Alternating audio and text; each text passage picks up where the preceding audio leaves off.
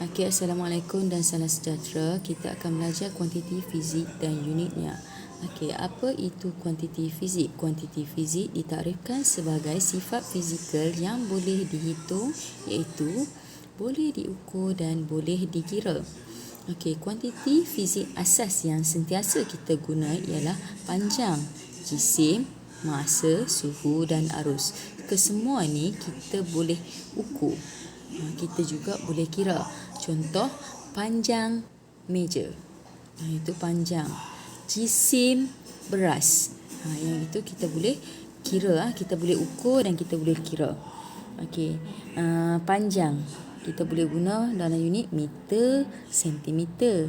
Boleh kalau kita guna panjang yang pendek ni kita boleh ukur dalam unit milimeter. Okey, itu yang biasa kita guna lah. Okey, seterusnya untuk keseragaman penggunaan, unit sistem antarabangsa ataupun sistem international digunakan. Hal ini kerana untuk membolehkan pertukaran data dan pengetahuan saintifik dilakukan ke seluruh dunia dengan lebih tepat. Yang ni membolehkan pertukaran data dan pengetahuan saintifik dilakukan ke seluruh dunia dengan lebih tepat. Contoh dia, jarak Malaysia ke Mekah. Kita pakai dalam unit apa? Kilometer kan? Supaya lebih seragam. Tak. Jadi semua tempat jadi satu dunia seragam. Okey, seterusnya, unit SI yang dijadikan sebagai unit PAY, kuantiti asas sejak tahun 1960 adalah untuk mengelakkan masalah pembezaan unit pengukuran. Jadi bagi panjang, unit SI dia adalah meter, simbol M, jisim kilometer, masa saat, suhu Kelvin, arus elektrik ampere. Okey.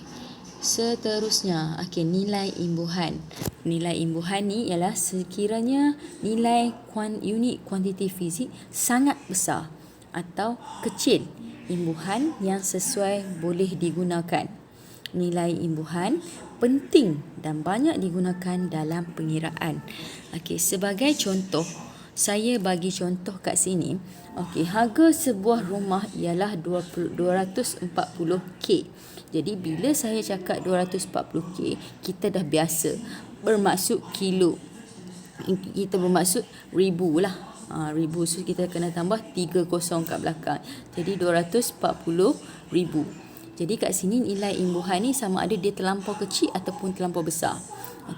Contoh kat sini nano. Kita biasa dengar dalam iklan TV nano. Nano ni ialah nilai yang sangat kecil lah. Nilai yang sangat kecil, iaitu dia kita dalam bentuk piawai dia 10-9. Mikro 10-6, dia punya simbol mikro tu. Mili 10-3, M, senti 10-2, C, sentimeter. Yang pembaris kita biasa guna tu sentimeter. Dia kecil ya. Jadi sentimeter tu kecil. Ada lagi yang kecil pada nilai sentimeter tu. Lepas senti, kemudian kita pakai desi. Desi 10-1. D, yang biasa kita dengar kilo. Kilo ni 10^3. Mega ni lagi besar lah. Macam kita dengar dengan contoh kita dengar pasal internet. Mega kan. Berapa megabyte, mega tu, itu besar lah. Kalau giga lagi besar lah kan.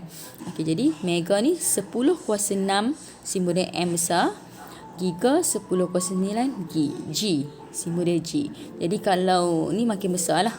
Yang ni, untuk yang ni awak hafal saja dulu. Nanti tingkatan 4 nanti awak akan belajar lebih mendalam. Yang ni untuk pengetahuan awak. Boleh? Jadi unit yang paling kecil kat sini kita perlu tahu nano, unit paling besar giga. Biasa yang sinonim kita guna ialah kilo lah. Seterusnya, dalam pertukaran unit kuantiti asas. Pertukaran kuantiti asas. Kilogram kepada gram. Kita telah sinonim bahawa kilogram menjadi gram. 1 kilogram bersamaan 1000 gram. Betul? Jadi untuk tukar kilogram kepada gram, apa yang perlu buat? Kita kena darab 1000. Jadi 1.9 kilogram nak jadi kepada gram, 1.9 darab 1000, so dapat 1900 gram. Boleh? Sebab gram ni nilai dia kecil. Kilogram ni nilai dia besar. Boleh? Okey, kemudian gram nak jadi kepada kilogram pula, bahagi dengan 1000. Jadi 8200 gram nak tukar kepada kilogram perlu bahagi dengan 1000. Boleh? Okey, panjang bagi panjang pula. Okey, yang tadi panjang ni kita untuk sistem antarabangsa kita pakai meter lah. Okey, unit bagi panjang yang paling kecil yang biasa kita guna milimeter. Kat pembaris kita boleh nampak mm. Okey, 1 sentimeter bersamaan dengan 10 milimeter. Betul? Jadi 1 sentimeter nak tukar kepada milimeter kena darab 10. Kalau 2 sentimeter nak tukar kepada milimeter, 2 darab 10. Boleh? Jadi desimeter pula nak tukar kepada sentimeter juga perlu darab 10. Begitu juga meter. Meter nak jadi kepada desimeter perlu darab 10. Manakala kilometer nak menjadi meter perlu darab 1000 sebab 1 kilometer bersamaan 1000 meter. Boleh? Ini kita tengok unit yang paling kecil yang biasa kita guna untuk panjang, milimeter, sentimeter, desimeter, meter dan kilometer. Jaranglah saya kata desimeter ni jarang. Selalu kalau kita tengok dalam pembaris milimeter, sentimeter, meter dan kilometer. Tapi desimeter ni yang terbarulah dikenalkan kepada awak. Contoh kat sini 80 meter tukarkan kepada sentimeter. So 80 kalau kita tengok kat sini, kita biasa guna, memang kita jarang guna 81 cm sama dengan 10 mm. Okey. 1 meter bersamaan dengan 100 cm. So dia kat sini 80 meter nak tukar pada sentimeter kena darab dengan 100. Boleh? 1 kalau kita yang biasa kita guna kat sini desimeter jarang kita jumpa Yang biasa kita guna milimeter, sentimeter, meter dan kilometer. 1 meter sama dengan 100 cm. So meter nak tukar kepada sentimeter kita boleh darab 100. Boleh? Okey, contoh kedua kat sini 600 cm nak tukar pada meter. So sentimeter nak tukar kepada meter kita kena bahagi 100 lah. Okey, dan seterusnya milimeter nak tukar pada meter kita kena bahagi 1000. Yang ni Okey. Okey, masa pula. Okey, masa biasa kita sinonim saat, minit dan jam. 1 jam sama juga 1 bersamaan 60 minit. 1 minit bersamaan 60 saat. Okey, boleh. Jadi kalau kat sini 7 minit sama dengan berapa saat? 7 kena darab dengan 60 lah. So dapat 420. Kalau 450 saat sama dengan berapa jam? Okey, so kena tukarkan saat tu kepada minit dulu, kemudian tukarkan kepada jam. Juga awak boleh darab bahagi dengan 120 pun boleh terus. Sebab dia 2 kali kan. Okey, jadi kat situ kita dapat 0.125 jam. Okey, seterusnya kepentingan unit piawai dalam kehidupan harian. Okey, ketidakseragaman unit dalam kehidupan boleh mendatangkan kekeliruan. Bila tak seragam, kita boleh keliru. Contoh, kita beli beras, 1 cupak beras dulu, mungkinlah. Okey, ataupun kasut, panjang kasut 1 jengka, satu jengka awak. Jadi tak sesuai. Mana sama? Saiz tangan masing-masing tak sama. Boleh? Okey, sebagai contoh, rakyat di beberapa buah negara menyukat barang menggunakan kati dan tahil.